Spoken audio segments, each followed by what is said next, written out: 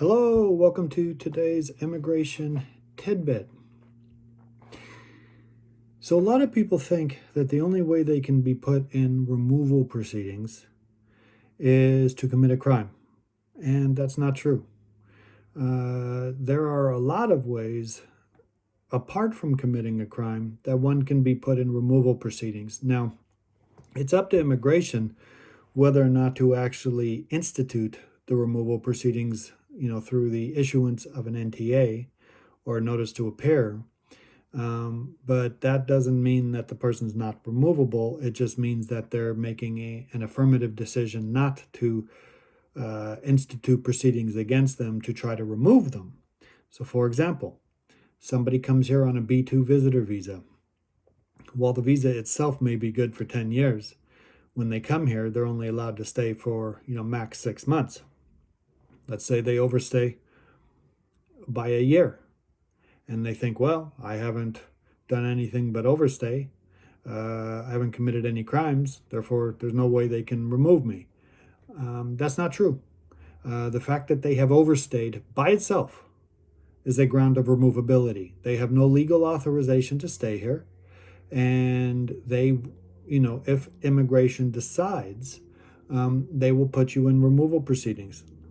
And there's other consequences too. If you overstay long enough, there's things such as the 3-year bar or the 10-year bar, and that's completely separate and aside from any removal proceedings. So that's one thing. Another thing is, for example, if you happen to be on a visa and you violate the terms of the visa, then you are also removable. So let's say you're here, for example, on H-1B. And let's say that instead of working, you decide to go to the beach and vacation all day and not work, and you violate the terms of your visa. Well, again, that is a removable offense, and you could be placed in removal proceedings. Now, that's not real likely, unless there's somebody that reports you and it becomes apparent and immigration wants to do it. But again, that does fall into the removable proceedings. Or, for example, you're on F1 student visa and you decide you can't go to school full time because you're not feeling good. Well, you're in violation of your status, thereby making you removable. Or let's say you're here on a, H1B again or an H2B, and you decide you're going to, start your own business on the side and start getting profit on the side. Again, that's a visa violation. It's a status violation, and you would fall into that same category. So you need to be careful when you're here as a non-immigrant. That number one, you comply with the terms of your status, and two, you don't overstay.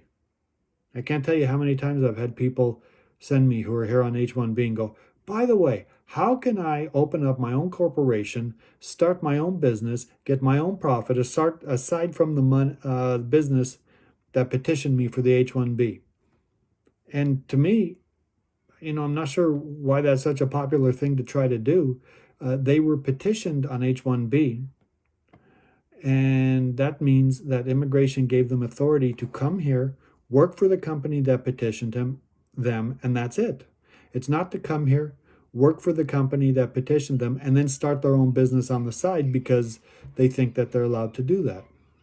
Okay? So that's that. Okay?